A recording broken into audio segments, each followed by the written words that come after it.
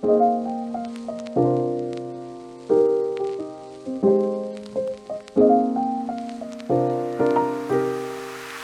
Rain हुई है, but आपको मैं दिखा दूँ सोलर पैनल्स जो हैं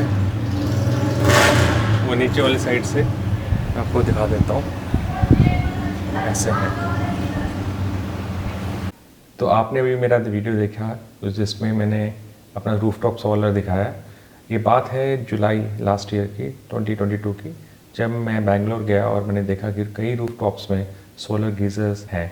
तो मैंने वहाँ जाके पूछा कि ऐसा क्यों है कि हर घर में सोलर गीज़र है। तो उन्होंने बताया कि एक तो गवर्नमेंट की गाइडलाइंस भी है कि घर कंस्ट्रक्शन के टाइम पे आपको सोलर गीज़र लगाना है, प्लस मैंने वहाँ देखा कि काफ़ी सोलर पैनल्स भी लगे हुए हैं और बिजली का भी काफ़ी है। तो रिसेंटली लास्ट ईयर भी जहाँ मैं रहता हूँ वहाँ पर काफ़ी कट लगते थे। I am living in Zirakpur area, so काफ़ी कट लगते थे। तो मैंने सोचा कि क्यों ना मैं भी सोलर की तरफ कदम बढ़ाऊँ। उससे पहले क्योंकि मुझे कभी ज़रूरत नहीं पड़ी थी, मैं इस डायरेक्शन में जा नहीं रहा था, प्राइमरीली क्योंकि ये पावर कट्स की वजह से मैंने वहां देखा। जब मैंने शुरुआत इस तरह से करी कि मैंने पहले 200 वाट के 2 सोलर पैनल लिए, उसको अपने एग्जिस्टिंग सिंगल बैटरी इन्वर्टर के साथ मैंने जोड़ दिया। मैंने देखा कि आराम से मेरा बैटरी चार्ज हो रहा है 400 वाट्स पे। तब मेरे को ये मिला, पता चला कि yes I can go ahead. अभी मैंने अपना 2 किलोवाट का सोलर सिस्टम लगा रखा है एंड मैं ऑन ग्रिड में हूँ। शुरुआत मैंने ऑफ ग्रिड के लिए की थी, लेकिन तब मैंने देखा कि बैटरी जब सोलर एनर्जी बैटरी को चार्ज करता है और बैटरी से घर की इलेक्ट्रिसिटी को जो भी मैंने इन्वर्टर पॉइंट्स दे रखे थे तो उसमें जाते हैं, तो बैटरी का ही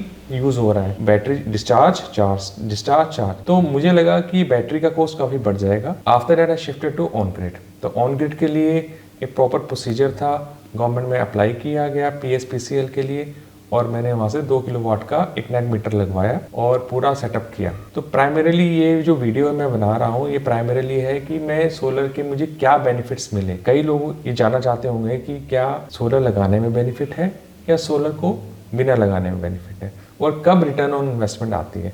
तो आज ये पूरी क्लैरिटी मैं आपको दूंगा। तो प्राइमरीली पहला जो बेनिफिट है वो है कॉस्ट सेविंग का। अब कॉस्ट कैसे सेव होती है, जैसे मैंने जो 2 किलोवाट का मैंने लगाया है सोलर सिस्टम, उसमें अप्रॉक्सीमेटली 80 to 90,000 मेरे सोलर पैनल्स की कॉस्ट है एंड 30,000 के आसपास मेरा इन्वर्टर जो ऑन ग्रिड इन्वर्टर आता है एंड तकरीबन 15-20,000 इंस्टॉलेशन वायर्स, तो 2.25 लाख या 1.5 लाख के आसपास मेरा हुआ है खर्चा। अब मेरा जो अभी जून चला है, अभी आज जुलाई है 8 ऑफ जुलाई, जून का जो मेरा बिल आया है जिसमें मेरे दोनों AC चल रहे थे, मेरे बिल आया है 3,000 रुपीज। और अमूमन इतने जो मेरा कोई स्टेरिलाइजर भी चलता है, मेरे वॉशिंग मशीन भी चलती है, मेरे पास इन्वर्टर भी है बैटरीज का, और उसके बाद फ्रिज चलती है, मोटर चलती है एंड प्रेशर पंप भी चलता है। तो मेरा अमूमन लास्ट ईयर मेरा इतना बिल आया था, 18 से 25 हजार के बीच में मेरा बिल आता था। तो अभी मेरा बिल कितना आया, ओनली 3,000 रुपीज। तो बेसिकली मैसिव कॉस्ट सेविंग है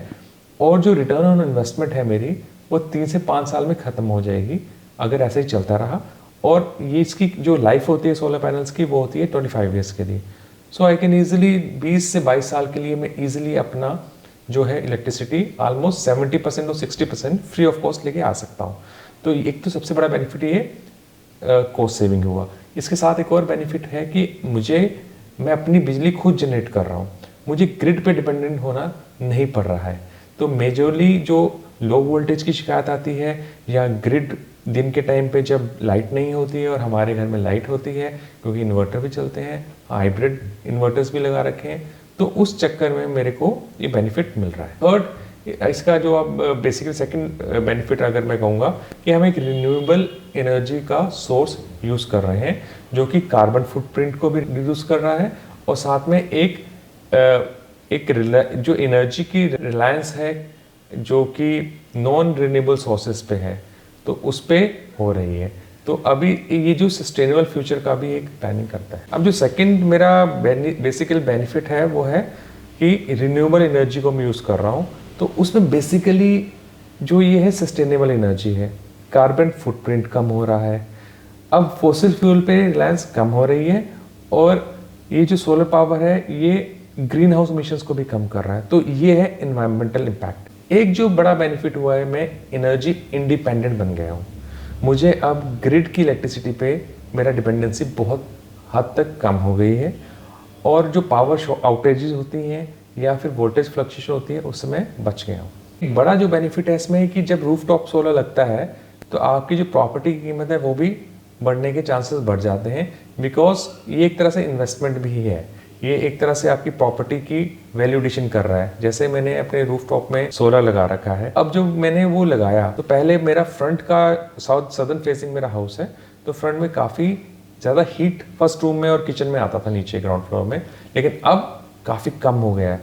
तो एक तो ये एनर्जी प्रोड्यूस कर रहा है, दूसरा ये हमारी जो नीचे जो रिक्वायरमेंट है एसी की, क्योंकि ओवर हीटिंग से जो गर्मी होती थी वो भी बहुत हद तक कम हो गई है। तो प्राइमरीली ये इसके बेनिफिट्स हैं। और इसका सबसे बड़ा बेनिफिट ये है कि अब मुझे टेंशन नहीं रहती कि मेरे घर में लाइट दिन के टाइम पे है कि नहीं है।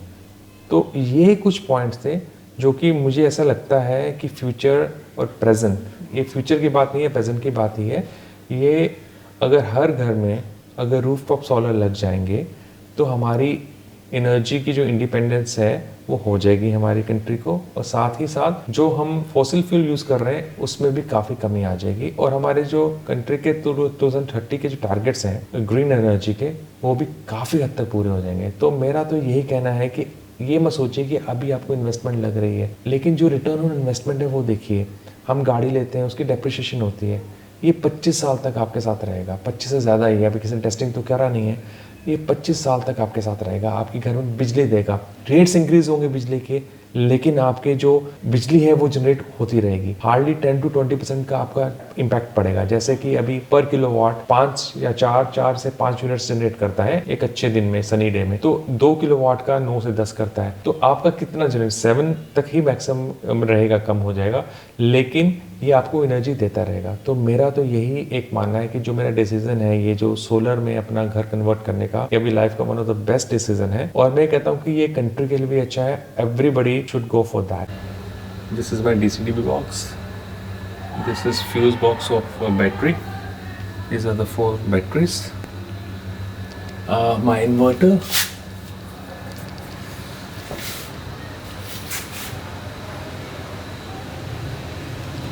And AC-DB box. So these are connected with the rooftop solars. So with that, I end my video.